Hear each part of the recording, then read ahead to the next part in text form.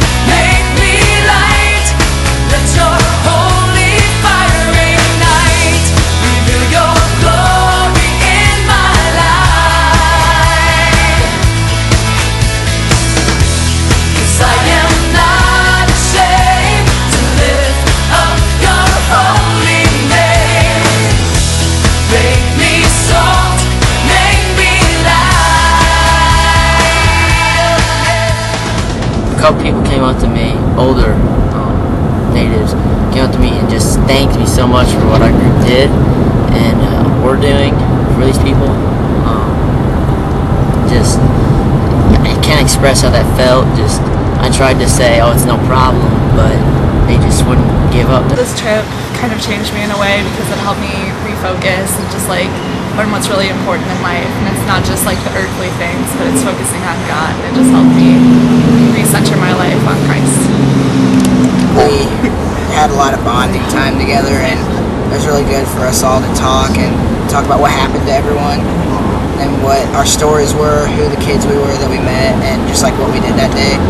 And it was really good to see what other people was happening in their experiences and then what was happening in our experiences. One of the awesome things that I found about leading youth mission trips that's different from regular mission trips is God seems to always have this theme ready for us of something that we're going to learn.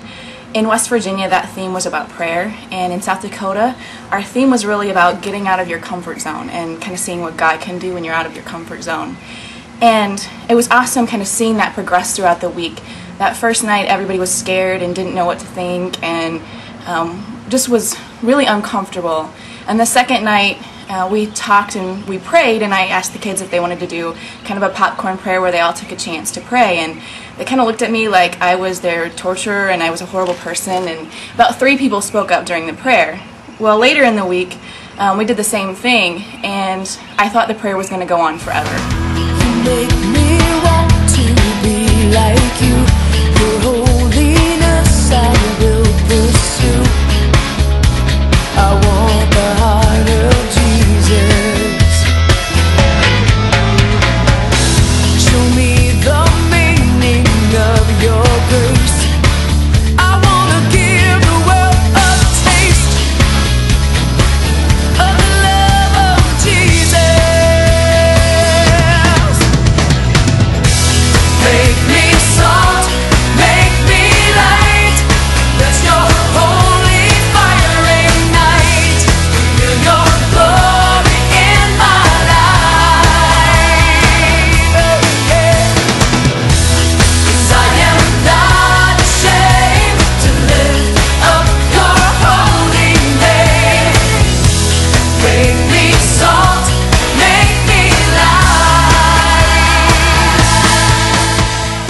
when we were working on one of the guys' house named Desmond, he had like a really low income job, and then he quit it to become a youth minister. And at the end of our trip, like at the end of working at his house, he called us a blessing for coming to his house. When really I thought it was a blessing for of him to let us share that experience, because without it, my life wouldn't be the same. I mean, it just made me grateful, just like every mission trip I've ever been on does, because you don't realize what you have until you see people that don't necessarily have the same things you do. And it also made me realize that you can be happy without material possessions. One of my favorite stories, I guess, would be either helping them paint their house, and the lady gave us food. She didn't have to do any of that, and she could have easily saved it for her 8 kids or had more for them, but instead she gave it to us.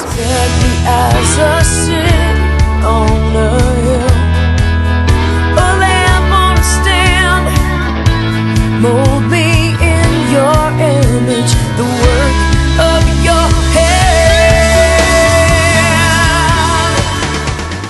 How did it change me? It changed me a lot. I just feel like I'm closer to God and the people in our youth group. Like, I was having a hard time focusing on God, and I wasn't remembering why I was here on this earth in the first place. And now it's been in the back of my mind, actually the front of my mind, since the first day we got there. One of the kids that impacted me a lot was Ike. He lives with a family of 5 or so kids, one older brother and then a couple older sisters. He's the youngest of the bunch, and I had the opportunity to spend 3 hours with him at a thing we call Kids Club, and it was nice to be able to focus all my attention on him and give him some love for 3 hours. It's hard for these kids to just be kids. Kids shouldn't have to grow up like that, but I know that what we did there made so much of a difference to them. You could just tell by the looks on their faces, and when they came back to the barbecue later that week, that we knew that we had done something good for them. Make me salt, make me light, let your holy fire ignite, reveal your glory in my life. Hey, hey, hey. 'Cause I am not ashamed to lift up your holy name. Make me salt, make me light. Oh, yeah, yeah, yeah, yeah. Make me salt, make me light. Let your holy fire ignite. Reveal your glory in my life. 'Cause I am not ashamed to lift up your holy name. Make me salt, make me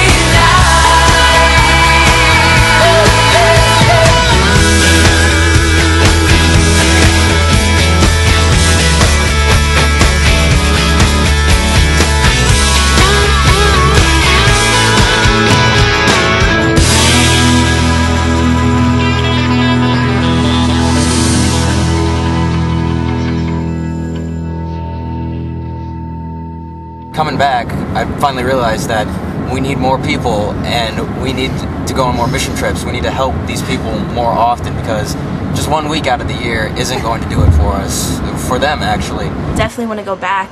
I'm going back in the middle of July for another mission trip to South Dakota, so I'm really looking forward to that.